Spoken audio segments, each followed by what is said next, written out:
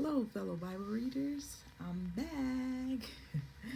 We're on day 51, which is Leviticus 22 through 25. And this is interesting because God goes through laying down the law and giving examples and what's allowed and what's not allowed for pretty much everybody. In Leviticus 22, he says basically that the priests have to present themselves as clean. And he says that they can't, do the sacrifice, or they can't, eat of the food if they are unclean. And he also let them know that he is the Lord. He repeats this like almost after everything, so it's like, oh, this is important because he repeats, I am the Lord. I am the Lord. So yeah. So then we move into 23, and that's when he lays out his festivals and the festivals that they must keep. And I found it interesting that he always included rest, a day of rest, a day to rejuvenate, a day to start over, which led me to believe that the idea of, grind culture isn't of God, because he clearly always, calendars in a break. But some of the festivals that he highlights and explains are the Passover, the unleavened bread, the Festival of Weeks, the Festival of Trumpets, the Day of Atonement, Festivals of Tabernacle. And he goes into explaining what each festival consists of.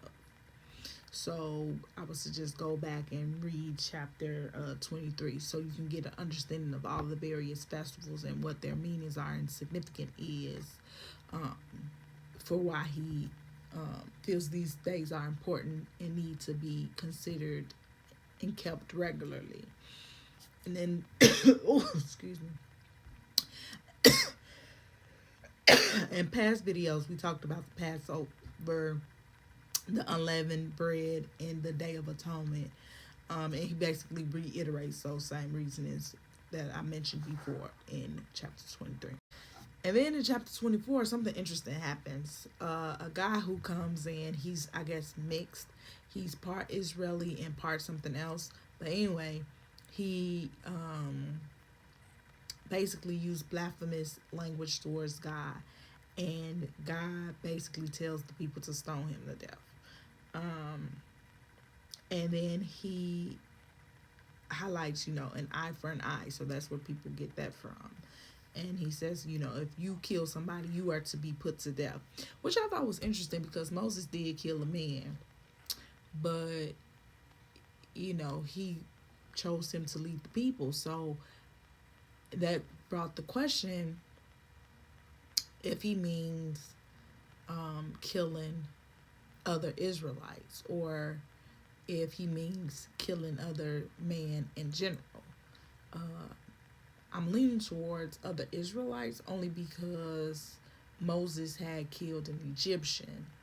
So maybe that's why he still chose him, even though in this chapter he's like, if you kill a man, you should be put to death.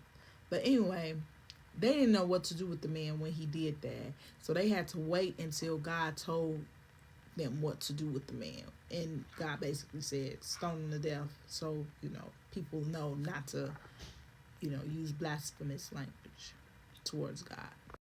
And then we get to chapter 25, which is about the Jubilee, the year Jubilee. So apparently what happens is you go, I'm just getting over a cold. You go seven cycles of 7 years. So God's rule is, the 7th year, the land shall rest. So you don't eat anything, but he gave the people enough in year 6 to last them through year 7, 8, and 9.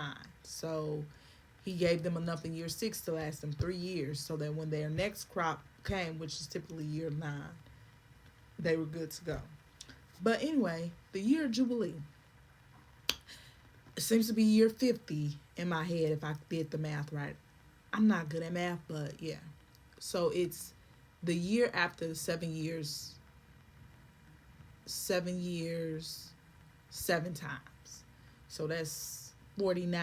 So the year after that is 50 in my head. Somebody can let me know in the comments if that's not right. But anyway, I like the idea of the year Jubilee. So every 50 years, everything starts afresh. You owe people that wipe clean. You sold yourself to slavery because times got hard, you free again. You sold your land because things got hard, you get your land back. Like, it's just a reset button. And I think that's so dope because 20, 21 year old me got a lot of debt that I think 50-year-old me will be better at managing money. So so in my head, if I get to start over from a clean slate, ain't no way I'm gonna get under 800. Like, I know what to do with my credit now. I'm gonna be at 800 and I'm gonna stay there. Like, yes, give me a clean slate. Take away all this debt. Take away everything.